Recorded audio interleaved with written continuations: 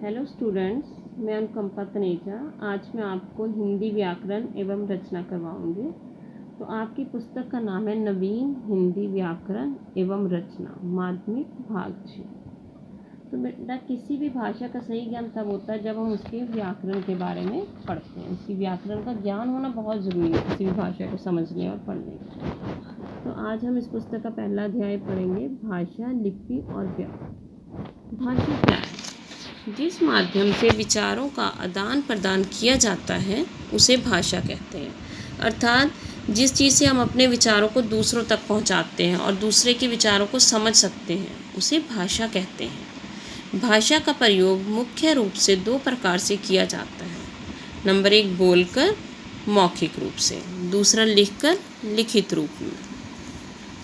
मौखिक भाषा, जब हम अपने सामने उपस्थित व्यक्ति के साथ मौखिक भाषा द्वारा बोलकर अपने विचारों को प्रकट करते हैं या कानों से सुनकर समझते हैं तो उसे मौखिक भाषा कहा जाता है।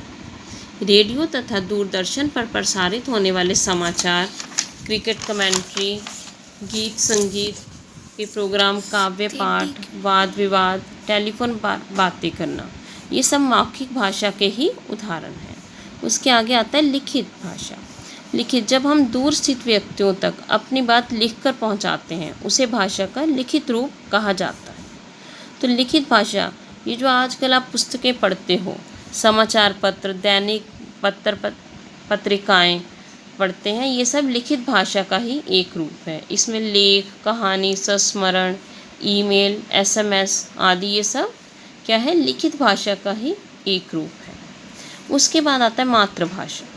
मातृभाषा यानी माता की भाषा, वह भाषा जिसे बालक सर्वप्रथम अपनी माँ व परिवार से सीखता है उसे मातृभाषा कहते हैं।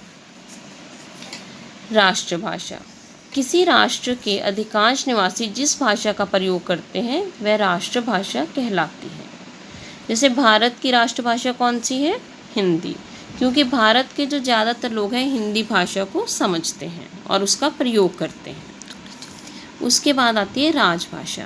तो आपको पता है कि जो हमारा देश है विभिन्न राज्यों में बटा हुआ है, तो हर राज्य की भाषा जो है अलग भाषा है, उसे हम राजभाषा कहते हैं। तो हमारे संविधान में भी क्या है, 22 राज्य भाषाओं को, राजभाषाओं को मान्यता प्रदान की गई है।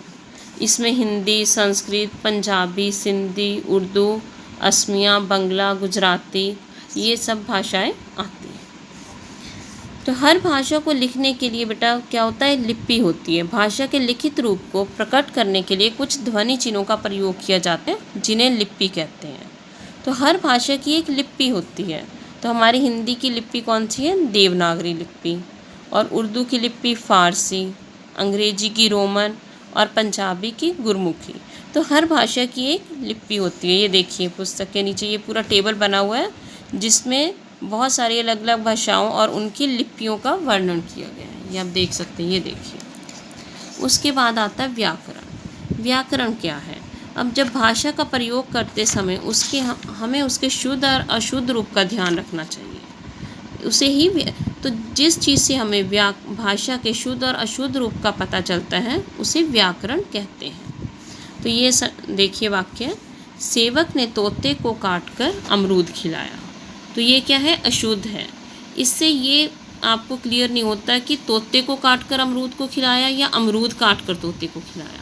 अब अगर हम इसे ऐसे लिखें कि सेवक ने अमरूद काटकर तोते को खिलाया, तो इस वाक्य में क्या है, इसका अर्थ शुद्ध और स्पष्ट रूप से समझ में आता है। तो इसे हम भाषा का शुद्ध रूप कहेंगे। तो भाषा को समझने के लिए व्याकरण जो है, व्याकरण का ज्ञान होना ये सबसे ज़रूरी है।